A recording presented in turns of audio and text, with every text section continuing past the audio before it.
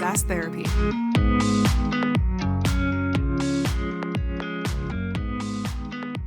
Hey there, everyone. Welcome, and one and all, we are so glad that you are joining us today to discuss how you can 6x your adoption with proven change management and scaling strategies. My name is Todd Kirk. I'll be the host, but I am joined most especially by Ed Powers and Casey Trujillo, and we are pumped to have you both here. Ed and Casey, welcome. Great being with you. Ed Powers is a practitioner and consultant in customer success. His specialties include analytics, continuous improvement, and applying neuroscience to the customer experience. He's helped over 50 companies from startups to multi-billion-dollar global enterprises make dramatic improvements in customer loyalty and installed base growth. And we listened to Ed speak in DC for the Churn Zero conference a couple months back, and we were blown away, because he's awesome. Ed, we are so glad to have you with us today. Well, I'm delighted to be here, and thanks for the invitation.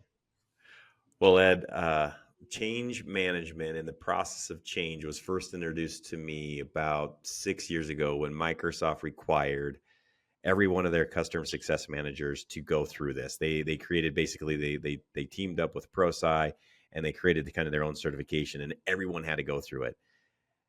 Ed, why is it so important? If I am not that familiar with change management, maybe we start with you giving maybe a 2-minute overview, 3-minute overview of what is change management, and then why is it so important? I know you were probably one of the highest attended speaking sessions at the Zero In conference. Help us understand what it is and why should I pay attention to it?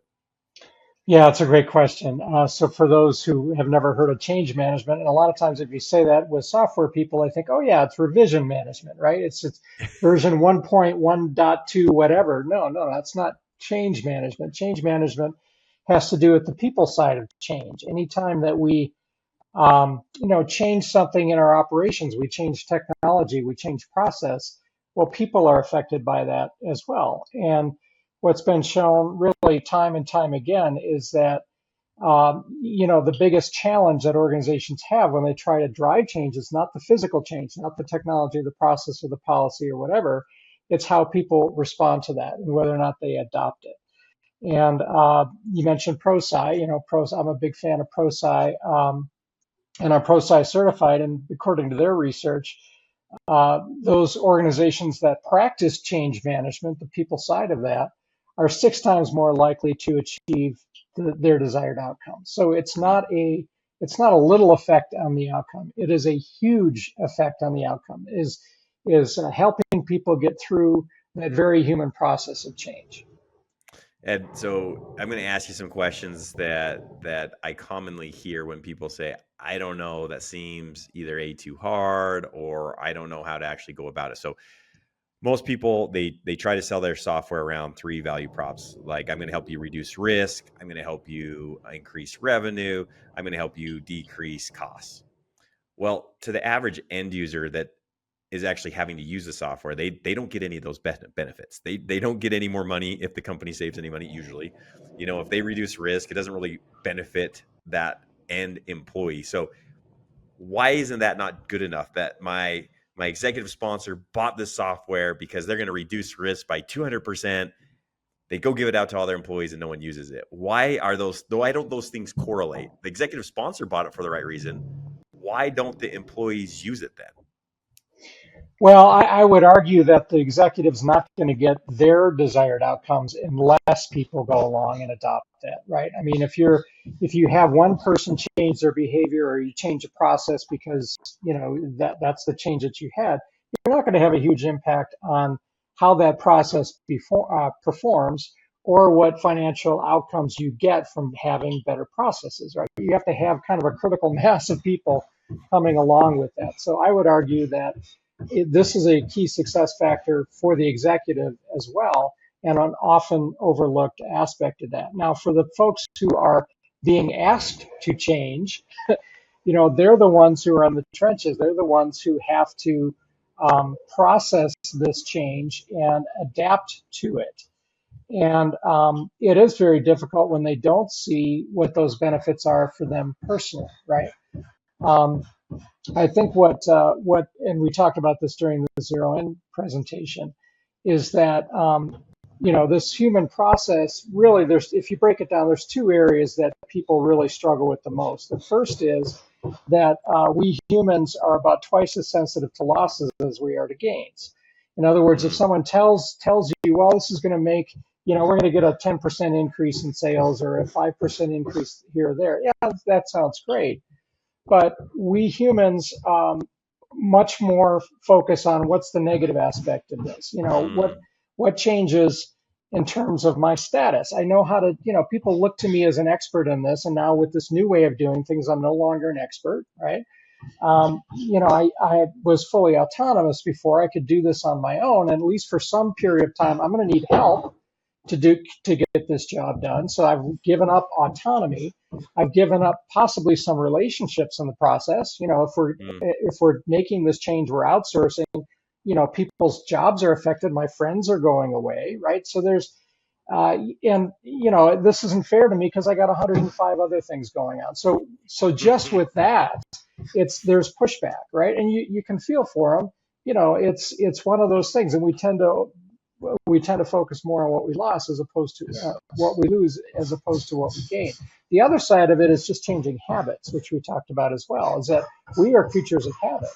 And it's really, really hard to change a habit once it's established. It takes time and attention and effort and learning and focus and attention, all those other kinds of things, and a lot of patience and a lot of failure and a lot of work to go from what you were doing, you were automatically doing the old way to what you need to be doing automatically the new way. So it is a big ask of users, and people underestimate that, right? I mean, especially folks, I think, in senior leadership, is that they think, well, how hard can this be? Just train them on it and let's move on. It just doesn't work that way. So I see a lot of communication. So a customer buys, the point of contact says, hey, on this date, we're going to make a change over to this software. Here's where you're going to get your training. You need to have this completed by X date. It seems like there's a better way to make users aware of this change, create a desire within them to change. What are some principles that you've learned, whether it be through ProSci or whoever, that if you were to teach a point of contact how to correctly communicate out to their licensed users? So I'm the customer, I want to communicate out to my employees about using this software. What are some principles? What are some best practices you would recommend to them? Yeah, and you're speaking ADKAR, which for those who don't know about ProSci, that's their model for successful individual change. And you named a couple of them. Awareness, why this, why now, why me, why are we doing this? When is this happening? Who's affected by it? Those basic things about letting people know what the change is. There's the D, which is desire. People have to process that emotionally. They have to come to a decision that they're going to support this, right? Because we're all going through that process of change. Then when they're ready to do that, then you do K, which is knowledge, that's training. Then you have, okay, so we've done the training, but how do I went through the class, but how do I now put that into my day-to-day routine, right? And that goes to, well, do I have the ability to do this? Do I have the skills? Is the technology working? Is the process working? Are there rewards and punishments in alignment with that? Are the compensation? Are the policies all in alignment, right? If I put this into practice, is there anything holding me back, right? So that's the ability piece of it, and to some extent the skills. And then the R phase is reinforcement, doing something over and over and over again until it becomes second nature. You have to provide that reinforcement, that patience, that persistence, that constant feedback until it becomes second nature. So first of all, that's kind of the core of the whole thing. And change management is guiding people through all of those. Now, you asked about awareness and how do we build desire. Well, and you guys know this, and everybody I think has heard this before, is that you have to hear something 6 times before you even remember it, right? And it's not just one email. What the joke that folks at ProSci talk about, and how most organizations do it, is they send out the email on Monday for training on Tuesday, for the cutover on Wednesday, and by Thursday it's total chaos, right? I mean, that's basically it. That's what most organizations do. And just the communication aspect, This is a diet of communication, different ways, multi-channel, not just an email, but you talk about it in staff meetings, you talk about it in the all hands, you put it on your company intranet, you put it in the quarterly update that the CEO gives. It is getting at this change through multiple different sources, lots of repetition of the same thing until people say, yeah, I've heard of that. Right. And when their eyes are kind of spinning around their head and they're saying, I can't believe you're talking about this again, then you know they're hearing it, right? You have to get to that point of saturation. And a lot of times people don't communicate nearly enough. The other thing you asked about who should be communicating, ProSci has some great research on that, where they've shown that executive sponsor, what the affected people really want to hear is the business rationale. Why are we doing this? And how does this benefit the company? How does this benefit our customers or our business, or makes us more competitive? They want the executive to tell that story, and they want to hear that from the executive. Then they want to hear from their manager, this is what it means to you for your workload, for your process, for how we are going to do this with our team. So that communication is not only from one person, it's from that supervisor, has to be continuous and has to be effective. And you got to have a marketing plan. You have to have a communication plan, right? So, I mean, that's just fundamental. Oh, yeah, that's so good. Todd, I remember you helping Microsoft when they were first pushing Teams, when people just weren't aware of Teams. The funny part is everybody says, oh, yeah, everybody uses Teams today. No, Microsoft had a big problem trying to get people to utilize Teams. Todd, I remember you doing some surveys with a bunch of customers. I think it was something over like 50,000 end users responded to this question about why would they not make the change to Teams. Do you remember the data that you had on this? Yeah. Well, what's fascinating is, you talk about the first thing you need to do when you do change is drive awareness. And what was cool was to realize that for so many of our customers that we worked with was the fact that they could go and get that data to see how many people were even aware that they had the tools and then communicate with them. But after we would teach them, because you get down to that knowledge level, we would ask them at the end, what is stopping you from using Teams, if anything? And about 65% said they were all set. So that's great, right? But that means there was still 35% that still struggled. But the top reasons why people said that they didn't know if they should use Teams, it didn't have to do with whether or not it was valuable, because I think people saw, okay, I can see why this would be helpful for me. It actually came down to internal processes more often than not. The number one reason why they said they wouldn't use it is because they didn't know when they were supposed to stop using the previous tool. They didn't know who else was going to use the tool and how long they had. So the top three reasons that prevented people from actually moving to Teams really had to do with the failure of the organization to set the expectations around how the change was actually going to occur. Ed, do you agree with that? Is that something you've seen as you've done this consulting with these 50 plus organizations? Is that something similar, that usually if there's a resistance to the change, it may not necessarily lie with your product not being up to what it needs to be? It's usually the user's not understanding why they were making the change. Does that coincide with you, or what's the feedback you've seen? Yeah, and that's consistent with a lot of what ProSci's research is at the A and the D phase, the awareness and the desire phase. Those are the two that are most often overlooked and often the most important ones, right? I mean, you can solve the technical issues, the enablement, the training issues. That's pretty straightforward. But getting people understanding the what, the when, and the where, and the how, and the why, all those other kinds of fundamental things are often overlooked. And then getting people to understand this is what this means. Let them have that emotional reaction. Let them work through that. That's what the managers are there for, is to help manage that resistance, because everybody's going to have resistance. They're all going to push back. And a lot of times, and the other thing too is that it's really simple stuff. It's really basic leadership capabilities that seem to be lacking a lot of times. Like ProSci was saying that for the resistance management, the number one and most effective thing to do is just to listen to people. Let them process that. Like, just, you have a friend of yours that's going through a rough time. You're not there to get in their face about stuff. You're there to listen. You're there to be supportive. You're there to let them process that, right? Talk them through it. And A lot of times when people just have that chance to express their frustration, talk about their concerns, get some feedback, you walk them through that, and all of a sudden they say, okay, I'm ready. What do Yeah. we do next, right? You give them that space, you give them that time, you let them unpack that, and now we're ready to go. And that is just completely overlooked most times. So Ed, let's say I'm a customer success manager. I just inherited this deal. We just signed. The sales rep is so excited. It's a 6-figure deal. I have my first kickoff call. The executive sponsors there. The project manager's there.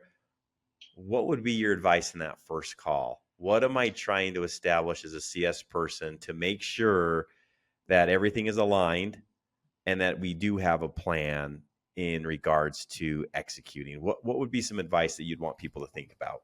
Great question. And this is exactly the kind of thing I've been helping my clients do, is to think through exactly what you said. And what I always strongly recommend, if at all possible, is to have that conversation even before you get to the onboarding kickoff, right? Actually, to do it while the ball is on the 5-yard line, the salesperson's trying to close that deal. It's between them and another competitor. That is a wonderful time to bring in a CSM and say, hey, I want to introduce you to your new best friend. If you decide to go with us, I want to talk about what comes after the sale. And then for that CSM to introduce themselves to that executive sponsor and to say, hey, you know what? We do business with folks just like you, and I've seen this happen time and time again. And let me tell you, there are 3 things that are absolutely essential. And when you do these things, you're going to get the results you're after. If you don't do those, you're going to really struggle, right? So speaking from experience, this is what I see. You know what? Change management is one of the most important things. We've seen that time and time again, and you play a really critical role in that. And to describe what that role is and to say, I'm here to make that easy for you. I'm here to make sure that you get the results that you're after. I'm going to make this smooth and easy for you. But you need to work with me on this, and you need to play a very specific role. And you're according to ProSci, that's 3 things. They need to be active and visually active and visibly participating in the process, the kickoff call, for example. But there may be other points along the way where people are going to look around and say, oh, well, Charlie's here. He's the senior VP. I should pay attention to what's going on, right? And he's supportive of what's going on and so forth. So that gives them encouragement. So being active and visible is so important. The second is to build coalitions, because as this is happening, it's going to be resistance from other functional managers. If you're rolling out something that affects a lot of people, you're going to have people pushing back, other senior executives, mid-level managers. The role of that executive is to go and build those coalitions, to sit down with people behind the scenes and say, hey, I need your help on this. Let's talk about your concerns, because this change is happening and I need you to be on board. Let's talk about this. What are your concerns? What can I do? How can I help you? And can I count on you to support this as we advance this? That people don't observe that, but that's happening behind the scenes, and they need help.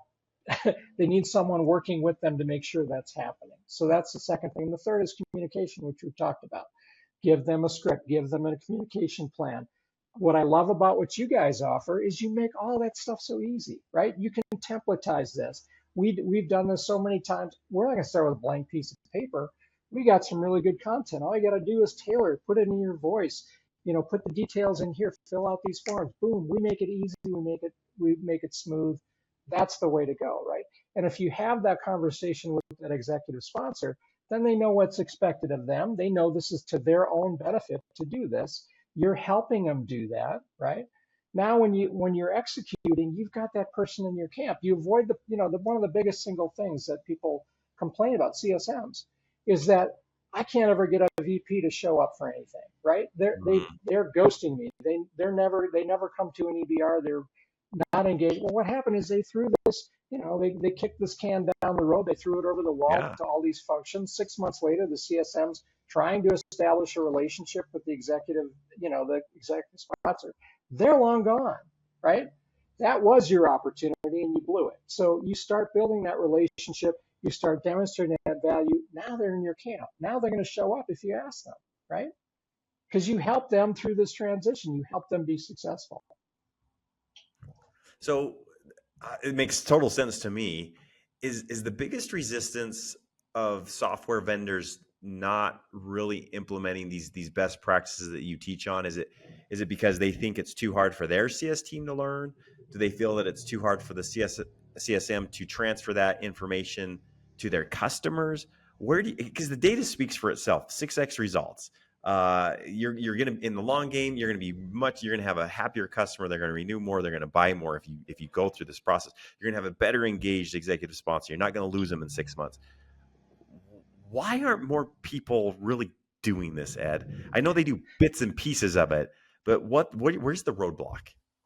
They need to do ADKAR on themselves first, right? I mean, they have internally a lack of awareness, a lack of desire. They don't have the knowledge. They don't have the skills. They don't have the enablement to do this. They don't have your tools. They don't have things that make this simple and easy. And they're not reinforcing this, right? So you have to be the change you want in the world, right? So let's start with that. Do you understand what this is and what the benefits are? A lot of it is just education. When you unpack that with people, it's an easy conversation to get this change started. You say, how much software do you have here that you spend a lot of time and effort to deploy that nobody uses? Oh man, let me give you the list, right? Now imagine we're trying to do that with our customers and we have the same problem. Oh, I get it. Okay, well, let's talk about what is a way that we can solve that problem. Have you heard of change management, right? And it's not a universal thing. I mean, if you're only looking for a couple of users at one of your account and you're not affecting a lot of groups, it's not a big change. Change management doesn't work for you, right? If you're PLG and you have some utility that a couple of people use in an account, not the same thing. If you're deploying an ERP system, oh yeah, that's a big deal. Or Teams or a new email system, any of that kind of stuff that affects a lot of different people. Shame on you if you're not doing change management. I mean, that is so fundamental to success, right? So if you're building out a playbook and let's say you're meeting with a software vendor's listening to this and they're saying, gosh, we should have Ed come in and assist us.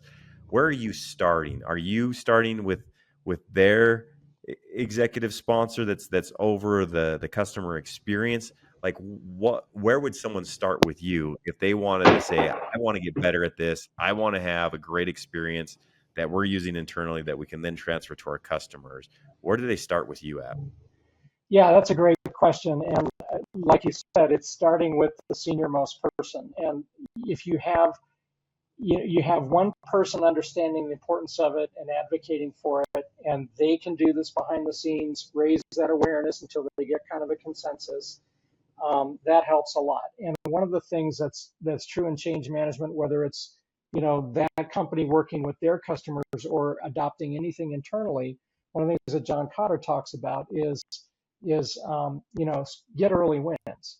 A lot of times what people want to do is they want to deploy and move on to the next project. Let's roll this out to 2,000 people because we got another 3 projects coming. Or if you're the vendor, I just closed this other deal. Now I got to take these resources off. So there's this rush to get through and deploy as quickly as possible, but that's not effective.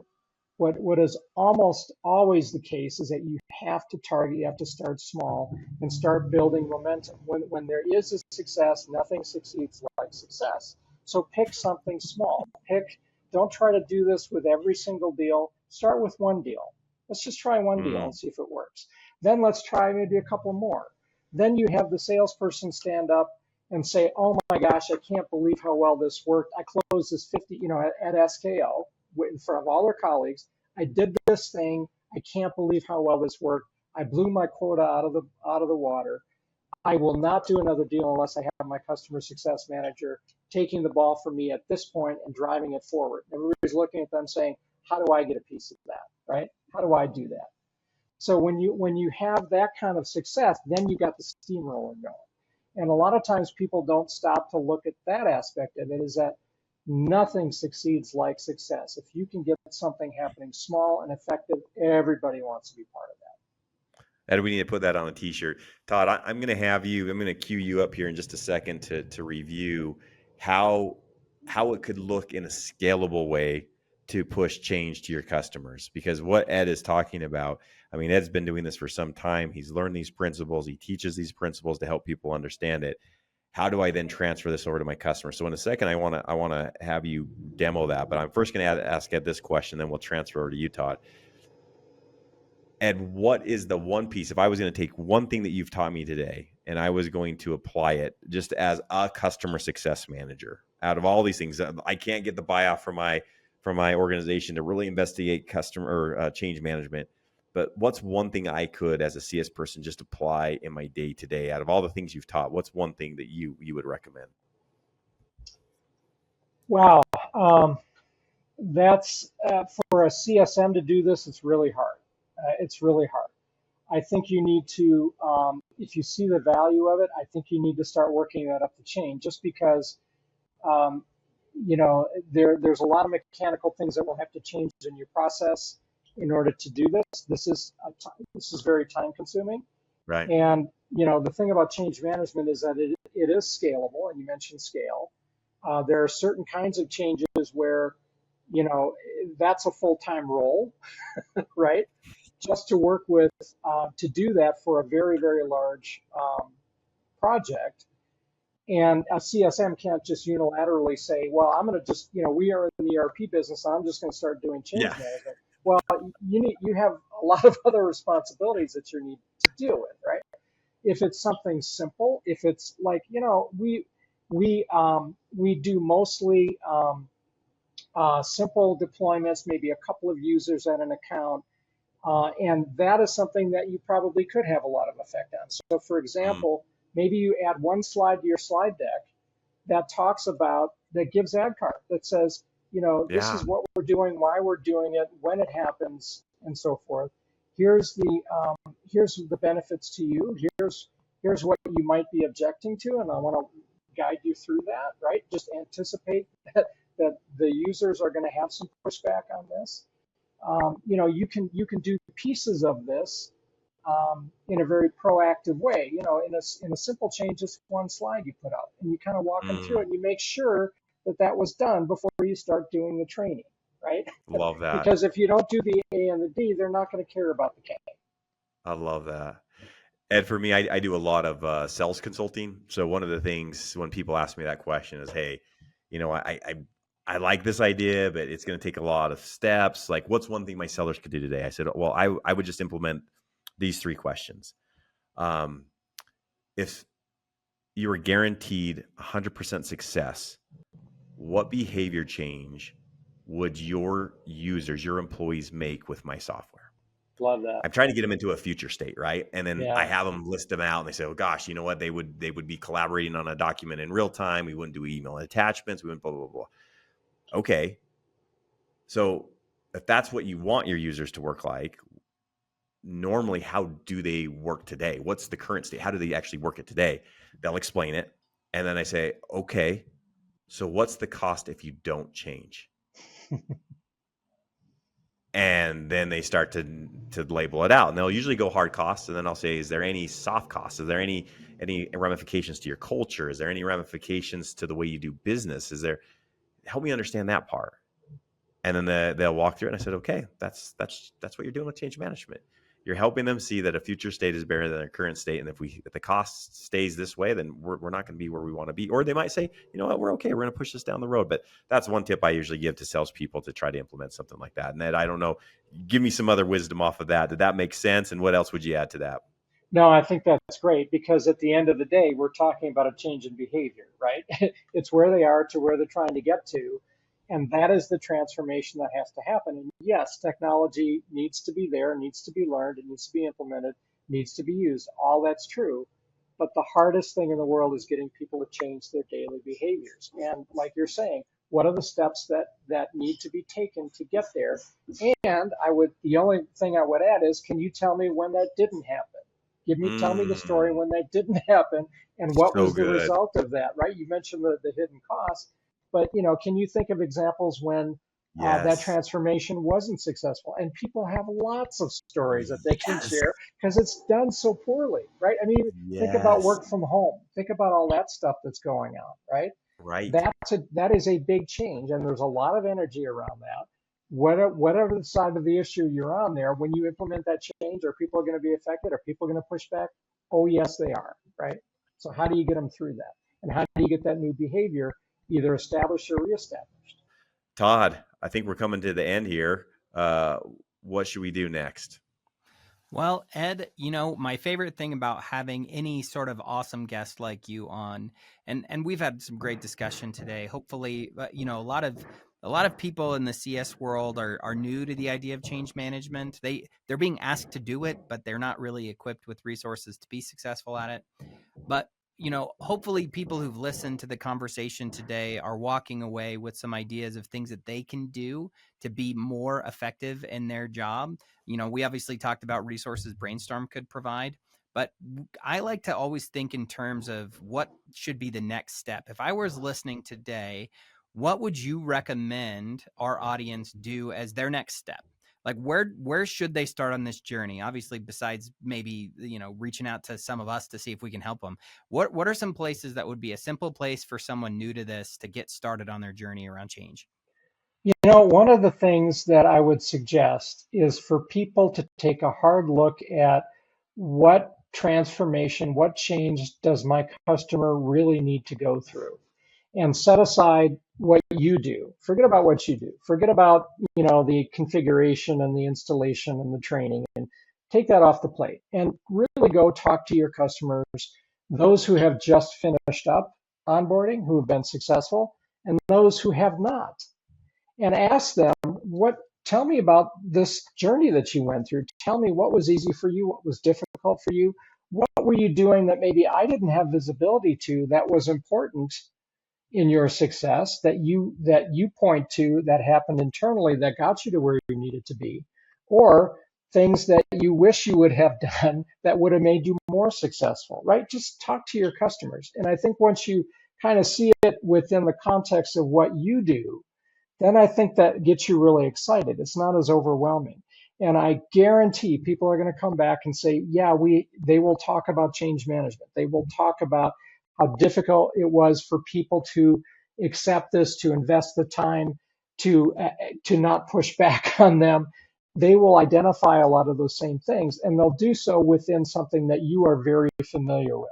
Now you're kind of armed with something you can go talk about. You can talk to management. You can talk to senior executives and say, hey, what if we were to make this road easier for our customers? What if we were to make this faster for them? What if we can do this more repeatably, more systematically? There are solutions out there that can do that, right? And I think once you can do that and you're speaking your own language and understanding what your customers are really going through, that's going to change your perspective. That's going to motivate you. And then you'll know what you need to do next. So good. Ed, thank you again for joining us. We hope you all have a wonderful rest of your day. And thanks, everyone. Casey, Ed, y'all are the best.